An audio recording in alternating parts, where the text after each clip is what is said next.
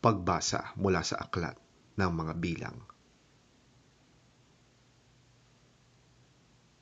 Sinabi ni Yahweh kay Moises, "Sabihin mo kay Aaron at sa kanyang mga anak na ang mga salitang ito ang bibigkasin nila sa pagbabasbas nila sa mga Israelita. Pagpalain ka nawa at ingatan ni Yahweh. Kahabagan ka nawa at subaybayan ni Yahweh. Lingapin ka nawa at bigyan ng kapayapaan ni Yahweh.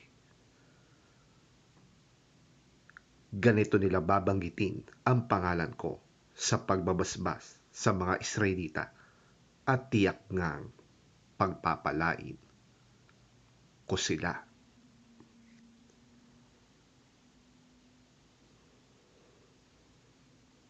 Ang salita ng Diyos. Salamat sa Diyos. Pagbasa mula sa sulat ni Apostol San Pablo sa mga taga-Galasya. Ngunit nang sumapit ang takdang panahon, isinugo ng Diyos ang kanyang anak. Isinilang siya ng isang babae at namuhay sa ilalim ng kautusan upang palayain ang mga nasa ilalim ng kautusan. Sa gayon, tayo'y maibibilang sa mga anak ng Diyos.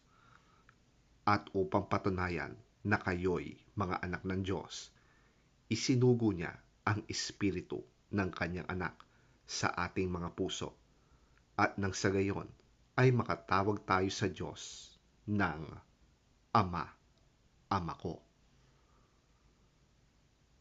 Hindi na kayo alipin, kundi anak. At dahil kayo ay anak, kayo ay ginawa rin ng Diyos bilang mga tagapagmana niya.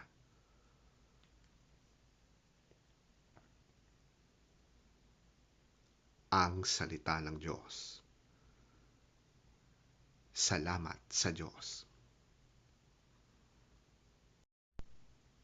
Ang mabuting balita ng Panginoon ayon kay San Lucas. Papuri sa iyo, Panginoon. Nagmamadali silang pumaroon at natagpuan nila sina Maria at Jose at ang sanggol na nakahiga sa sabsaban. Isinalaysay ng mga pastol ang sinabi ng anghel tungkol sa sanggol. Namangha ang lahat ng nakarinig sa sinabi ng mga pastol. Tinandaan ni Maria ang mga bagay na ito at ito'y kanyang pinagbulay-bulayan. Umalis ang mga pastol na nagpupuri sa Diyos at nagpapahayag ng kanyang kadakilaan dahil sa lahat ng narinig nila at nakita, ayon sa sinabi sa kanila ng anghel. Pagsapit ng 8 araw, tinuli ang bata at pinangalanang Jesus. Ito ang pangalang sinabi ng anghel bago pa siya ipaglihi.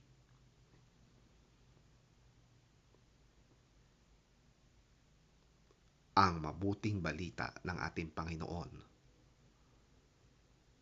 Pinupuri ka namin, Panginoong Hesukristo.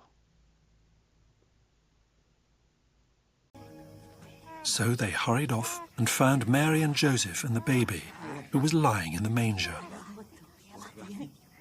When they had seen him, they spread the word concerning what had been told them about this child, and all who heard it were amazed at what the shepherds said to them.